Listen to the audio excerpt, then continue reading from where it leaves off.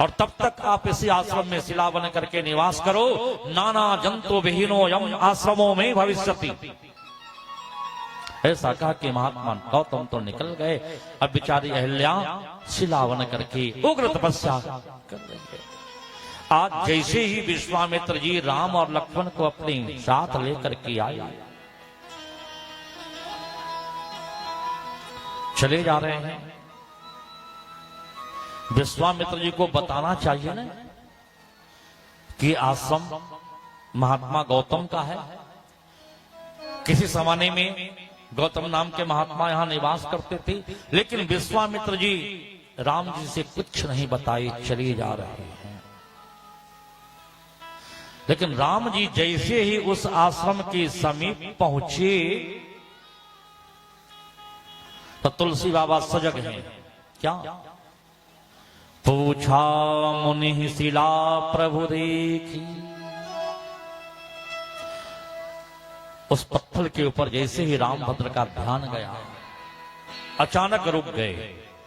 विश्वामित्र जी कुछ आगे बढ़ गए, लेकिन राम जी रुक गए। विश्वामित्र जी पीछे मुड़ के देखे, क्यों रामभद्र वहां क्यों रुके हो, चलो आगे चलना है। राम जी ने कहा, गुरुदेव ये शिला जो है ना मेरे से कुछ कहना चाहती है। पूछा मुनि ही शिला प्रभु देखी। तब विश्वामित्र जी पीछे लौटे, राम जी के पास आए और सकल कथा मुनि कही विशेष। तब संपूर्ण कथा विश्वामित्र जी राम जी को सुना रहे हैं। राघव, यहां गौतम नाम के महात्मा रहते थे। किसी समय ये आश्रम पक्षियों के कलरव से गुंजायमान रहा करता था। नाना प्रकार के वृक्ष, नाना प्रकार के फल इस आश्रम की शोभा को बढ़ाते थे। लेकिन आज ये उजड़ा उजड़ा सा लग रहा है। राम जी पूछे, क्यों गुरुदेव, क्यों उजड़ा उजड़ा लग रहा है? विद की विरची सौंदर्यमयी अतिश्रेष्ठ गई जग में जननी। अहिनाम अहिल्या जो हल्य बिना, जो बणी मुनि गौतम की घरणी। लगी अंक सुरेंद्र कलंक लही, मुनि जान लिए उनकी करणी। दिए साप सिलावन बैठी रहो, तरी हो जब राम धरे धरणी। तरी हो जब राम धरे चरणी। विश्वामित्र जी ने कहा, राघव ये गौतम ऋषि का आश्रम है। उनकी पत्नी उनके साथ रहती थी, नाम अहिल्या था। इंद्र काम संतप्त होकर के अहिल्या के सरित्व को नष्ट करना चाह रहे थे कि उसी समय गौतम आ गए और महात्मा गौतम इंद्र तथा अहिल्या दोनों को श्राप दिए। तभी से ये अहिल्या जो है तपस्विनी बन करके तपस्या कर रही है और आपने आगमन का इंतजार कर रही है। आगे विश्वामित्र जी ने बताया, गौतम की पत्नी पुण्य जननी शतानंद की, नाम है अहिल्या, भारी ताप परिताप से।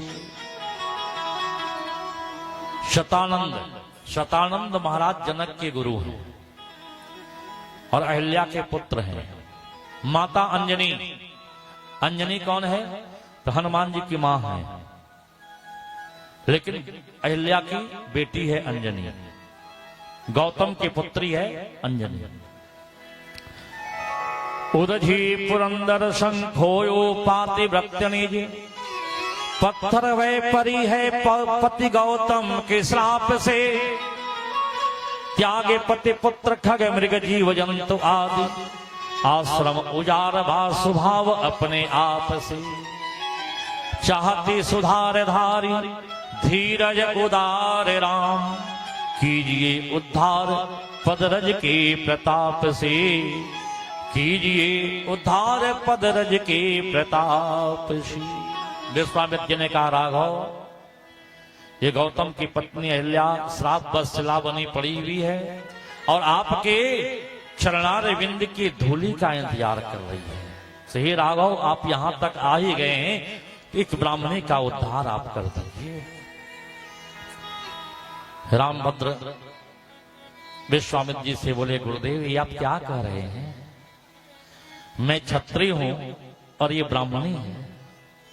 क्षत्रिय ब्राह्मण का समादर करते हैं, क्षत्रिय ब्राह्मण की पूजा करते हैं, और आप मेरे को कह रहे हैं कि चरणार विंद का धूलि में डाल दो।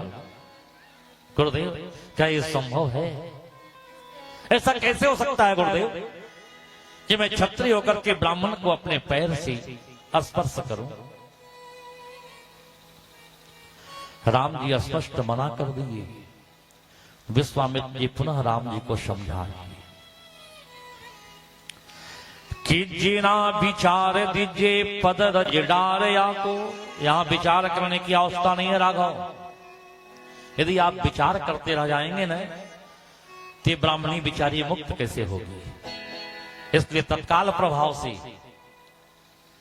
आप इन्हें मुक्त कीजिए।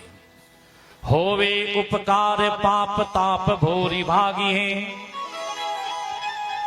गुरु को आदेश वचन सत्य होवे गौतम को, मुनिति अवज्ञा दोष तुमको न लागी है। पाके नारायण पद पद में पराग या को उमगे